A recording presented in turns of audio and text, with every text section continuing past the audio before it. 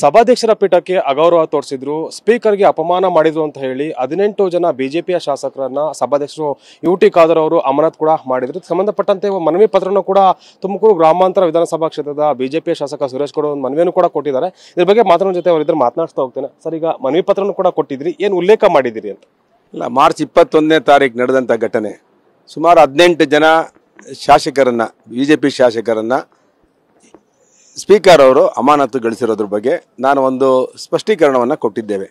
ನಾವು ನಿಮ್ಮ ವಿರುದ್ಧ ಅಲ್ಲ. ಪ್ರಜಾಪ್ರಭುತ್ವದ ಅಂತ ಹೇಳಿದ್ರೆ, ವಿಧಾನಸಭಾ ಅಂತ ಹೇಳಿದ್ರೆ ಅದು ದೇವಾಲಯ ಇದ್ದಂಗೆ. ಪ್ರಜಾಪ್ರಭುತ್ವದ ಎಲ್ಲವನ್ನ ಎತ್ತಿ ಹಿಡಿಯುವಂಥ ಒಂದು ವೇದಿಕೆ ಇರುವಂಥದ್ದು. ಅದು ದೇವಾಲಯಕ್ಕೆ ಸಮಾನ ಅಂತೇಳಿ ನಾವೆಲ್ಲರೂ ಅಂದ್ಕೊಂಡಿದ್ದೇವೆ.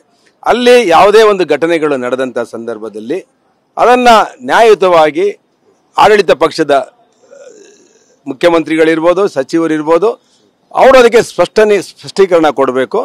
ಅದು ಪಾರದರ್ಶಕವಾಗಿ ಸ್ಪಷ್ಟೀಕರಣ ಕೊಡಬೇಕಾಗಿತ್ತು. ಇದು ರಾಜ್ಯದಲ್ಲಿ ನಡೆದಂಥ ಒಬ್ಬ ಸಚಿವರ ಒಂದು ಘಟನೆ.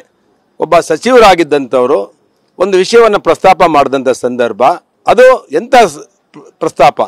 It's A sex scandal. 48 ಜನಗಳ ಒಂದು ಹನಿ ಟ್ರ್ಯಾಪ್ ವಿಡಿಯೋ ಚಿತ್ರೀಕರಣ ಆಗಿದೆ ಕರ್ನಾಟಕ ರಾಜ್ಯದಲ್ಲಿ. ಇದು ತನಿಖೆ ಆಗಬೇಕು ಅಂತ ಹೇಳಿ ಒಬ್ಬ ಕ್ಯಾಬಿನೆಟಿನ ದರ್ಜೆಯ ಸಚಿವರು ಎದ್ದು ನಿಂತು ಪ್ರಸ್ತಾಪ ಮಾಡಿದಾಗ ಅದಕ್ಕೆ ಯಾವ ರೀತಿ ಉತ್ತರ ಕೊಡಬೇಕಾಗಿತ್ತು? It's a big scam in the sex scam in the Karnataka history ever seen in the history. ರಾಜ್ಯದ ಇತಿಹಾಸದಲ್ಲಿ ಇಂಥ ಒಂದು ಸ್ಕ್ಯಾಮ್ ಬಂದಿರೋದು ಇದೇ ಮೊದಲು. ಅದು ಯಾವುದರ ಜಾಗದಲ್ಲಿ?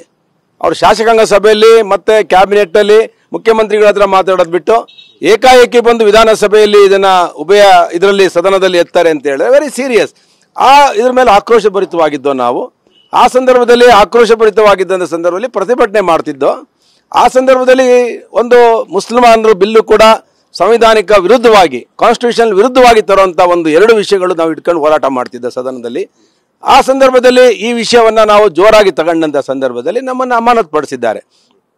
ಅದಕ್ಕೆ ನಾನು ಹೇಳಿದೆ, ನಾನು ನಿಮಗೆ ಅಗೌರವ ಕೊಡುವಂಥ ಪ್ರಶ್ನೆ ಇರಲಿಲ್ಲ ನಮ್ಮ ಶಾಸಕರಿಗೆ, ಮತ್ತು ನಮ್ಮಲ್ಲಿರುವಂಥ ಯಾರಿಗೂ ಕೂಡ ನಿಮ್ಮ ಪೀಠದ ಬಗ್ಗೆ ಆಗಲಿ ನಿಮ್ಮ ಬಗ್ಗೆ ಆಗಲಿ ನಮಗೆ ಯಾವುದೇ ಅಗೌರವ ಇಲ್ಲ. ಆದರೆ ಇಶ್ಯೂ ಆ ಥರ ಇತ್ತು. ಆ ಇಶ್ಯೂ ಬಂದಾಗ ನಾವು ಹೋರಾಟವನ್ನು ಮಾಡಿದ್ದೇವೆ. ಅದರಿಂದ ನೀವು ಈ ಥರ ಕಠೋರವಾದ ನಿರ್ಧಾರವನ್ನು ತಗೊಳ್ಳೋದು ಪ್ರಜಾಪ್ರಭುತ್ವದಲ್ಲಿ ಸರಿಗಿಲ್ಲ. ನಾವು ವಿಧಾನಸಭೆ ಉಭಯ ಸದನಗಳು, ಮೇಲ್ಮನೆ ಮತ್ತು ಕೆಳಮನೆ, parliament, upper house and lower house, ಇವೆರಡೂ ಕೂಡ ನಮ್ಮ ದೇಶದ ಪ್ರಜಾಪ್ರಭುತ್ವದ ದೇಗುಲಗಳು. ಇವೆರಡರ ಬಗ್ಗೆನೂ ನಮಗೆ ಈ ದೇಶದಲ್ಲಿರುವಂಥ ಎಲ್ಲ ರಾಜಕಾರಣಿಗಳಿಗೆ ಗೌರವ ಇದೆ. ಆದರೆ ಸ್ಪೀಕರ್ ಅವರು ಅವತ್ತಿನ ವಿಷಯಕ್ಕೆ ಅವರು ಸಸ್ಪೆಂಡ್ ಮಾಡ್ಬೋದಾಯಿತು. ಆದರೆ ಏಕಾಏಕಿ 6 ತಿಂಗಳು ಅಂತ ಹೇಳೋದು ಕರ್ನಾಟಕ ರಾಜ್ಯದ ಇತಿಹಾಸದ ಒಂದು ಬ್ಲಾಕ್ ಸ್ಪಾಟ್. ಅದಕ್ಕೆ ನಾವು ನಿಮ್ಮ ವಿಷಯದಲ್ಲಿ ನಮಗೇನು ಗೌರವ ಇಲ್ಲ.